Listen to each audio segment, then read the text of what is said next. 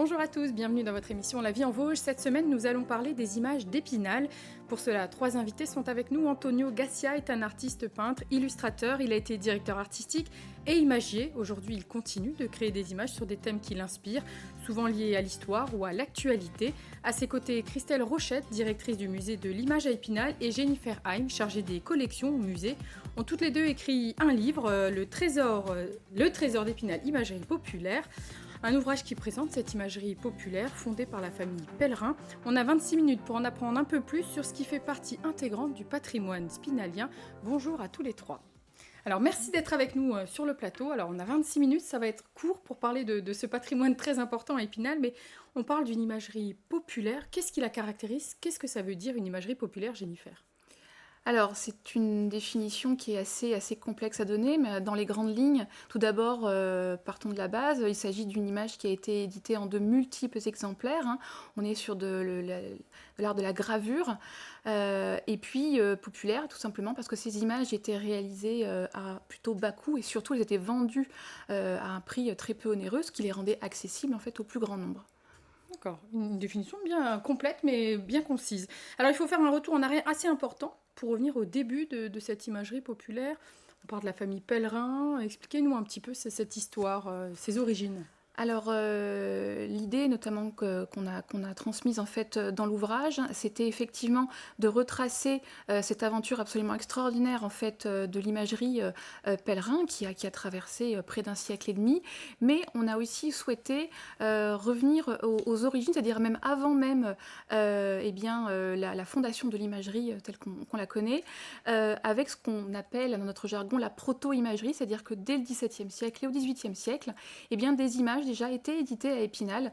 Alors il s'agissait surtout de cartes à jouer, de ce qu'on appelle de la dominoterie, une sorte de feuilles en fait décoratives à différents motifs, avant que ne naisse en fait l'imagerie fondée par Pellerin.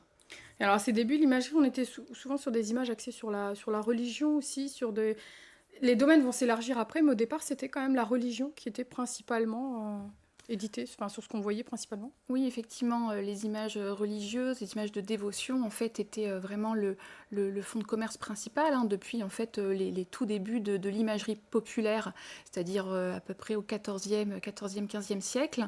Et puis au fur et à mesure, les thèmes profanes en fait prennent de plus en plus d'importance. Et puis un tournant majeur aussi à partir des années 1840-1850, notamment à l'imagerie d'Épinal, mais pas que, où en fait ils prennent conscience, au même titre que les éditeurs parisiens notamment, que l'enfance devient un public à part entière, et donc il y aura toute une gamme en fait d'images éditées spécifiquement à leur destination. Christelle, pourquoi cet ouvrage? Ah, bonne question. En fait, nous avons contacté des éditions Gallimard parce que nous connaissions la célèbre collection ouais. de cet éditeur, Découverte. Donc la collection telle qu'on la connaissait dans les années 80, telle elle a été débutée dans les années 80, n'existe plus aujourd'hui. Maintenant, ce sont des hors-séries qui sont consacrés à des grandes institutions ou à des grands sites comme le site de Lascaux, la Fondation MAG, etc. Et nous leur avons naturellement proposé ce sujet qui n'était pas traité et pour lequel il n'existait plus aucune littérature récente en tout cas. Et ils ont été enthousiastes tout de suite et nous ont tout de suite dit oui. Donc, et la particularité de cette collection, c'est que là, on a des feuillets à l'intérieur, donc ça laisse vraiment beaucoup de place à l'iconographie. Voilà. Et c'est ce qui est intéressant quand on parle des images d'Épinal. La collection Découverte Gallimard était déjà axée là-dessus. Beaucoup d'iconographie, du texte et puis surtout une maquette dynamique qui permettent justement de vagabonder à travers les pages d'un livre qui est aussi un objet quelque part. Antonio, les images d'Épinal, quelle définition vous donneriez des images d'Épinal, si vous deviez avoir une définition? Si je devais avoir une définition, ce serait la même qui vient d'être citée, et c'est la solution facile pour moi. Pour moi, une image, d'un mon point de vue, raconte toujours une histoire. Quelle que soit l'histoire, quel que soit le concept de l'image, etc. La manière de le travailler dans la spécificité de l'imagerie a été d'essayer à notre niveau, quand on a repris l'imagerie d'Épinal en 1984, ça a été d'essayer de continuer cette façon de faire des images d'Épinal avec des méthodes peut-être plus modernes, parce que, comme vous le disiez tout à l'heure, les images ne doivent pas être chères. Si on avait voulu faire des images en les imprimant toutes avec des couleurs au pochoir, c'était aujourd'hui impensable parce que ça aurait coûté un prix exorbitant. Trop onéreux, on avait opté la solution de créer des images mixtes, c'est-à-dire une partie imprimée en offset par exemple et une autre partie en apposant des couleurs au pochoir. C'est ça, c'est qu'il y a une particularité dans la fabrication sur les images d'Épinal pour justement réduire les coûts. Voilà. Alors, pour moi, c'est ça, c'est une histoire qui est racontée de la manière la plus explicite possible et de la manière peut-être pas originale, mais de la manière plus compréhensible par tout le monde. Par tout le monde, c'est ça. Populaire. Populaire, bien sûr, on revient sur ce terme qui est très important. Jennifer, dans ce livre, on parle aussi de la fabrication. Vous mettez en avant justement cette technique. Christelle, Jennifer, je ne sais pas qui c'est qui veut prendre la parole sur ça. La technique, en fait, est restée traditionnelle très très longtemps à Épinal. C'est peut-être l'imagerie française qui a su faire perdurer cette technique de la gravure sur bois le plus longtemps, jusque dans les années 1850-60, alors que la lithographie était déjà introduite dans d'autres imageries, comme à Metz, par exemple, ou autres. Donc Épinal est resté très attaché, la clientèle aussi d'Épinal est restée très attachée à ce type d'image, donc au trait particulier peut-être qu'on a souvent qualifié de naïf, mais qui est dû simplement à la gravure sur bois, et qui est aussi donc au coloriage, au pochoir, donc avec ces couleurs très très vives, des couleurs qui en plus évoluent au cours du temps, étant donné que l'avancée de la chimie va faire que certaines couleurs vont apparaître au cours du 19e siècle, et voilà, c'est ce qui fait tout le succès de cette... Et maintenant, on parle vraiment des images d'Épinal. Ça a vraiment pris le pas sur des autres centres, parce que c'est pas le seul lieu où des images étaient faites en France. C'est justement ça, effectivement, que je voulais ajouter par rapport à la définition qu'on a pu donner tout à l'heure d'imagerie populaire, parce qu'en fait... l'image d'Épinal est presque devenue en fait le synonyme d'imagerie populaire. Alors ça s'est fait progressivement au fil du temps, mais dire que à image d'Épinal, on peut donner 3 définitions. La définition historique, dire que c'est une production d'images à Épinal. Ensuite, il y a un sens plus large où finalement, comme je vous disais, toutes les imageries en fait populaires sont devenues des images d'Épinal. Et il y avait même dès le 19e siècle certaines imageries qui se réclamaient de cette expression et qui disaient fabriquer des images dans le genre d'Épinal. Dans le genre d'Épinal. À tel point qu'encore aujourd'hui, quand on voit un lot, par exemple, en vente, des images qui auront pu être fabriquées à Metz ou peu importe ailleurs, désignées comme étant des images d'Épinal. Et puis après, troisième sens figuré, c'est rentrer dans le langage commun, en fait, pour définir un lieu commun, un stéréotype, un cliché.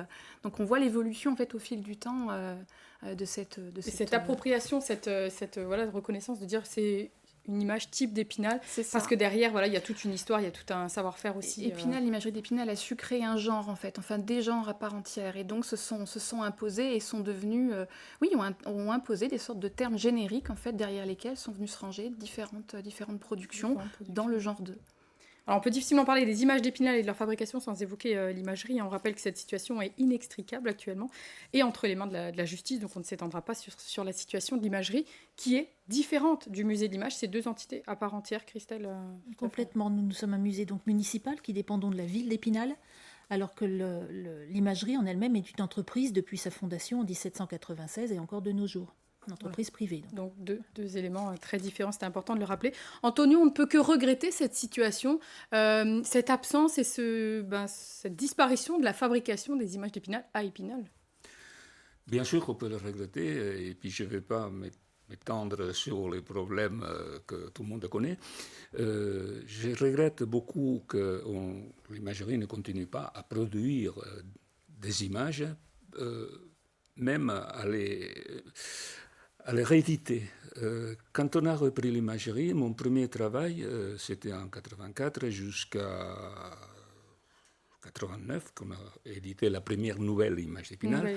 Mon travail, ça avait consisté à m'occuper de la réimpression des images anciennes, en essayant d'apporter j'aime pas le mot savoir-faire, mais que les couleurs qu'on a posées sur les planches correspondent le plus possible aux images anciennes. Ça a été assez compliqué, assez difficile, mais on a réussi quand même à rééditer pas mal d'images. Quand on crée une nouvelle image à l'époque, l'avantage, c'est qu'on faisait toujours une présentation peut-être de la nouvelle image. On a été quand même jusqu'à une douzaine d'imagiers ou des illustrateurs. Et à ces événements-là, on avait toujours beaucoup de monde. Et ça permettait de ressortir nos anciennes images. Ça a été de faire connaître aux gens qui ne connaissaient peut-être pas ces anciennes images. Une forme de valorisation. On avait toujours la larme aux yeux des personnes qui disaient « Ah ben oui, j'ai eu ça dans mon enfance ». Je parle par exemple des devinettes. Les planches de devinettes, c'était un succès terrible. Je sais qu'on a réédité 5 albums de devinettes à partir des images anciennes, qu'on s'est occupé de les colorier, préparer les pochoirs, etc., à l'ancienne. Donc, de manière traditionnelle. Et ce savoir-faire, aujourd'hui, on l'a plus. C'est ça, c'est un savoir-faire qu'on a perdu. Une partie du patrimoine qui disparaît, alors que vous vous attachez, vous, au musée, à faire perdurer, avec ces images, avec cette conservation. On va en parler dans un instant. Mais juste avant, je vous propose un petit retour en arrière. C'était l'an passé, à quelques jours des fêtes de fin d'année, dans l'atelier Jean-Paul Marchal. Le reportage est signé Anthony Sapp et Anne Didier. On les avait un peu perdus de vue avec les mails, les textos et les réseaux sociaux. Le musée de l'image remet les cartes de vœux au goût du jour. Direction l'atelier Jean-Paul Marchal, dans l'ancienne conciergerie de l'imagerie à Épinal, où l'on vous propose pendant les vacances de Noël de concevoir, de décorer et d'imprimer vos propres cartes à l'ancienne, avec le matériel de Jean-Paul Marchal, des outils de toutes sortes, et l'ancienne imagerie en avait beaucoup, souvent inconnus du grand public. Alors oui, là on a autour de nous tous les objets qui ont appartenu à un monsieur qui a choisi de ne pas garder ces objets-là dans sa famille pour toujours. Il voulait que ces outils, son matériel, puissent être utilisés par plein de gens. Et comme ça, nous on a le droit de jouer avec. C'est sympa quand même. On se sent un peu bête parfois parce que je vous avoue qu'on a trouvé des objets dont on ne connaît pas l'usage. Donc c'est aussi un gros travail au sein du musée de l'image pour tous les agents qui ne sont pas des techniciens maîtres de la gravure et de la typographie, de découvrir les us et coutumes, usages de tous ces petits objets-là et d'expérimenter ces vacances avec le public qui parfois, on l'admet, en sauront peut-être plus que nous. Et là, vous allez pouvoir être la première à ancrer la lanterne. Françoise, elle, curieuse de nature, est venue découvrir cet atelier de création. Intervenante bénévole dans un EHPAD à Épinal, elle souhaite le reproduire avec ses moyens pour les résidents qui, eux, n'enverront pas leurs vœux par texto. Pas mal. Un petit manque d'encre. Alors, on va parler de l'atelier dans un instant, mais on va rappeler que c'est un événement qui est reconduit cette année. Tout à fait, pendant les congés scolaires. C'est ça, mardi 20, mercredi 21, jeudi 22 et vendredi 23 décembre. C'est bien ça. Alors cet atelier, il est important pour faire perdurer, pour transmettre, justement, on parlait de cette perte un petit peu des imagiers. Cet atelier, quelque part, il permet de faire perdurer, de poursuivre un petit peu ce qu'on a eu à Épinal. C'est la transmission d'un savoir, évidemment. Donc aujourd'hui, évidemment, on ne fait plus de gravure sur bois, ça serait beaucoup trop long à mettre en œuvre. On utilise plutôt la linogravure, qui va beaucoup plus vite, je veux dire, à mettre en place. Et puis donc, cet atelier est resté vivant, selon la volonté même de Jean-Paul Marchal, vivant dans le sens où nous faisons des ateliers pédagogiques dedans, où nous faisons des démonstrations également avec des graveurs professionnels ou amateurs qui viennent donc au moment des journées du patrimoine ou pendant la nuit des musées, montrer justement leur savoir-faire aux visiteurs du musée. Antonio, on peut que apprécier ce lieu, J'apprécie énormément, d'autant plus que Jean-Paul Marchal, on l'a côtoyé pendant tant d'années, notamment à la fête des images, parce qu'il ne venait pas tous les jours, bien entendu, nous non plus, mais c'était quand même quelqu'un qui était passionné, qui, dans la fête des images, il expliquait son savoir-faire, c'était fantastique. Nous, on l'appelait le Vénérable. On voit quelques images, justement, des images d'archives. Et Jean-Paul Marchal, ça a été quand même quelqu'un de très important pendant ces années d'imagerie. Alors le musée, on va revenir sur le musée qui conserve une collection d'images colossale, j'ai envie de dire. L'une des plus importantes, d'ailleurs, si ce n'est la plus importante. Est-ce qu'on sait combien d'images sont conservées au musée Épinal ? Oui, on en a un petit peu plus de 100 000. Et effectivement, il s'agit de la 3e plus grosse collection en fait, d'imagerie populaire en France, sur le territoire français. Collection publique, en tout cas. Public. Après celle de la Bibliothèque nationale et celle du MUSEM à Marseille. Mais nous sommes la seule institution à les montrer, je le précise. D'accord. Et à les montrer en permanence. C'est surtout ça. Ok. C'est le cœur, effectivement, de notre Donc collection. voilà, c'est peut-être pas la plus importante, mais en tout cas, c'est le seul endroit où on peut les voir. On peut les Donc, voir, finalement, voilà, c'est par rotation. Donc, C'est ça. Oui, Et et donc- donc il y a eu sa vocation première et justement d'être à la fois un lieu de conservation et de présentation de ces images-là. Ce n'est pas un fond parmi d'autres, c'est le cœur de Voilà, notre... c'est ça. D'accord. Alors vous parlez de conservation, il y a aussi un aspect préservation, j'imagine, qui est très important. Vous parliez de roulement, c'est justement pour les préserver, ce roulement des images. Expliquez-nous un petit peu comment ça fonctionne, la conservation, la préservation. Alors sans rentrer dans tous les détails, bien évidemment, mais en quelques mots pour qu'on puisse comprendre un petit peu comment sont conservées ces images. Oui, effectivement, lorsqu'il s'agit de présenter, en tout cas, en fait, il faut constamment trouver une sorte d'équilibre entre la conservation des œuvres et leur présentation au public. On ne peut pas faire ou l'un, ou tout l'autre. Donc, du coup, le défi est de réussir à trouver un équilibre entre les deux. Et donc, nous, effectivement, nous avons un système de ce qu'on appelle de rotation, où tous les 3 ou 6 mois, nous faisons des rotations d'œuvres, ce qui permet du coup de varier auprès du public. Et ensuite, derrière, nous appliquons une sorte de temps de repos en fait, dans les réserves, ce qui fait qu'un mois d'exposition équivaut à 1 an de repos pour une image. Ah oui. Ce qui explique aussi que nous sommes très en demande aussi dans notre politique d'acquisition de pouvoir acquérir des doubles, des triples exemplaires, puisqu'on sait toujours que ces images, en fait, elles nous serviront justement à faire ces À fameuses faire les rotations. roulements, C'est ça. les rotations. C'est dû à la nature même des œuvres. Le papier, très fragile évidemment, très fragile à la lumière, à l'humidité. Les couleurs aussi, qui peuvent passer très vite. Donc ça, c'est vraiment intrinsèque au support que Au nous, support, bien sûr, que à nous l'image. conservons en majorité. D'accord. Antonio, vos images actuellement, comment vous les réalisez, vous, alors ? Sur les techniques... Sur la technique, j'emploie différentes techniques, c'est-à-dire celles qui m'inspirent le plus d'une manière ou d'une autre. Je peux travailler très bien sur ma table à dessin.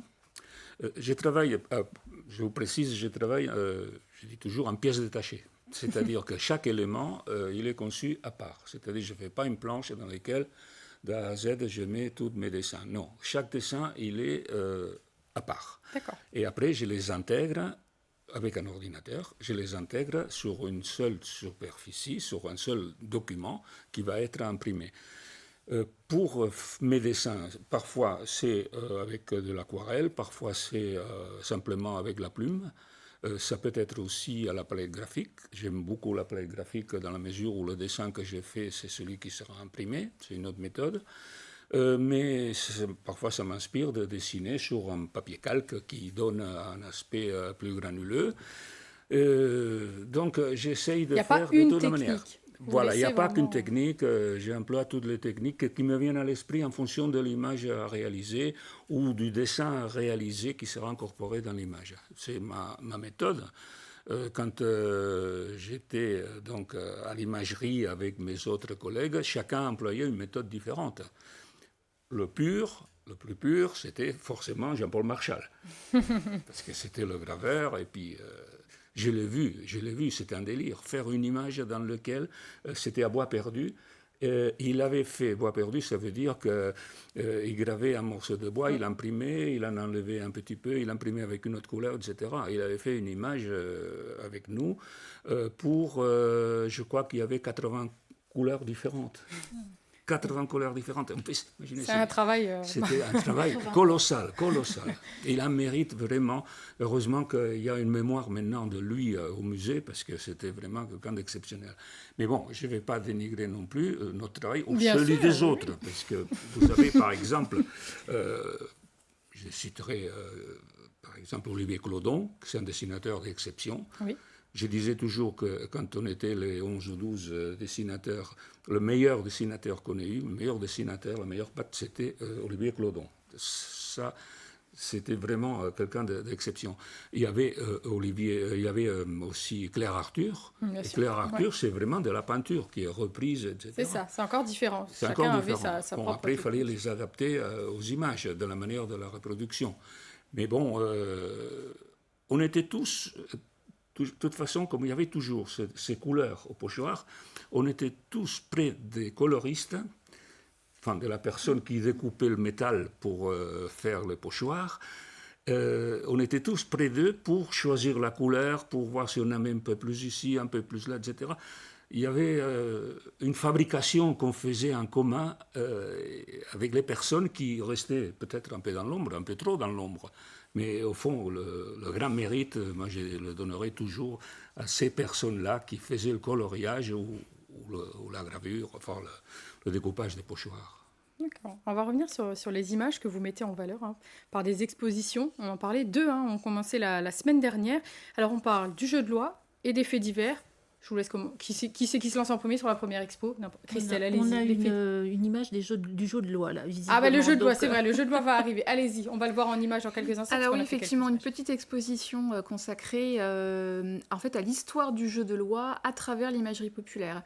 Et le but, en fait, était vraiment de montrer dans quelle mesure les imageries populaires, quelles qu'elles soient, pas que d'Épinal, avaient justement contribué à forger cette histoire qui est absolument incroyable, parce qu'en fait, elle démarre à la fin du XVIe siècle, dans un milieu plutôt aristocratique et élitiste, et perdure tout simplement jusqu'à aujourd'hui, puisqu'aujourd'hui encore, les enfants jouent au jeu de loi. Ça fait partie des premiers jeux, on va dire, de l'existence, des premiers apprentissages.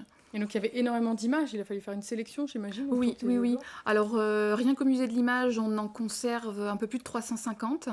Alors c'est déjà un bon reflet de ce qui se faisait, mais il y en avait beaucoup plus. Il faut imaginer la mode du jeu de loi, notamment au XVIIe et XVIIIe siècle, absolument incroyable. Les adultes et les enfants y jouaient, pas que les enfants. C'est progressivement que c'est devenu un jeu pour les enfants. Pour les enfants. Mais ça n'a pas toujours été le cas, et donc il a fallu effectivement faire des choix. On a fait des choix parmi des œuvres les plus représentatives en fait de cette histoire, et puis il y a quelques belles pièces assez exceptionnelles du XVIIe siècle, notamment très très belles.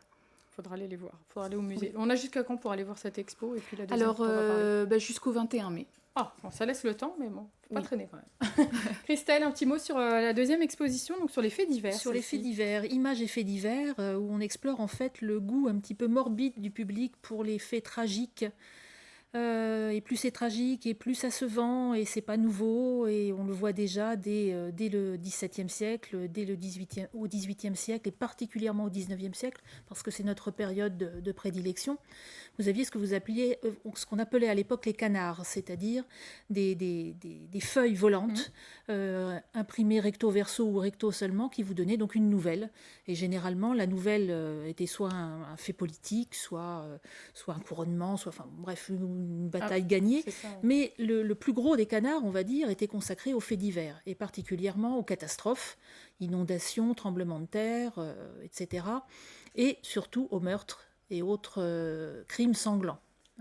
Et on en voit ici tout un panel dans cette exposition, autour de 90 pièces, donc, qui nous a permis d'explorer aussi un fond du musée qui était jusqu'à présent peu exploité. On avait laissé un petit peu de côté, parce que c'est peut-être pas celui qui est le plus imagé, justement, il y a beaucoup de textes, mais c'est quand même celui qui nous parle d'une population et d'une sorte de sociologie, en fait, de la population au XIXe siècle, et qui annonce déjà la presse illustrée à sensation qui va apparaître à la fin du 19e.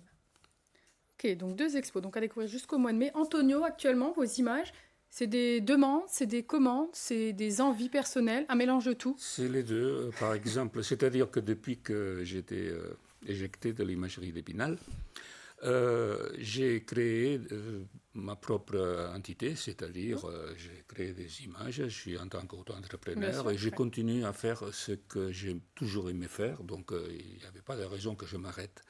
Il y a une série d'images que j'ai créées en tant qu'éditeur, c'est-à-dire moi-même. Ouais. L'année du général de Gaulle, c'est-à-dire le triple anniversaire du général de Gaulle, j'avais créé une image sur le général de Gaulle. Vous pouvez la prendre, n'hésitez pas à la prendre en main. Donc c'est une image qui retrace la vie de Charles de Gaulle plus que le général, parce qu'il y a sa vie privée aussi qui est un peu en présence. Il y a aussi Napoléon, par exemple, l'année... Des faits marquants. Il y a 2 ans, les faits marquants, Napoléon, etc. Autrement, il y a des images qui, on peut dire, elles m'ont été commandées. Là, il y en a une qui sort cette semaine, qui est présentée cette semaine, c'est pour les pompiers de l'Ain, du département de l'Ain, qui m'ont confié une image dans laquelle À cause des événements de cette année, le feu un peu partout, puisqu'ils n'étaient pas trop intervenus dans l'Inde parce qu'il n'y avait pas beaucoup de feu, mais ils allaient plus au sud. Mais il y a aussi les autres spécificités des pompiers, bien sûr, qui sont là. Quand il y a eu, par exemple, le problème avec l'Ukraine, oui, vous aviez... il y a une association qui m'a demandé de créer pour eux une image pour pouvoir la vendre et avoir un peu d'argent pour faire des dons les personnes qui venaient. La toute dernière qui est apparue cette semaine, je pense elle est juste derrière Christelle Jennifer. C'est pour Syl Léonie, une petite fille qui méritait quand même cette image-là, et j'espère qu'elle se vendra bien parce qu'ils en ont besoin pour la maladie de cette petite fille, c'est la cyopathie, et c'est quand même très, très, très important. Mais j'ai aussi des commandes un peu des villes, des villages, c'est etc., ça, il y a des communes aussi avec qui vous travaillez, voilà, bien sûr. Une des dernières, c'était donc à Étival-Clairefontaine, etc. Donc, il y a de tout, il n'y a pas de... J'ai continué à m'amuser en travaillant, en dessinant, en créant ce que j'ai envie de créer, voilà. Eh bien, écoutez, on va suivre ça. Merci à tous les trois. On est déjà à la fin de notre émission. Donc, les expos à découvrir jusqu'au mois de mai. Et Antonio, les images encore et encore. On vous arrêtera jamais alors. Si, dans 25 ans. Eh bien, écoutez, on a le temps de voir venir alors. Merci beaucoup d'avoir été sur notre plateau. Merci à toute l'équipe pour la réalisation de cette émission. Et merci à vous de nous avoir suivis. Je vous donne rendez-vous la semaine prochaine. À très bientôt.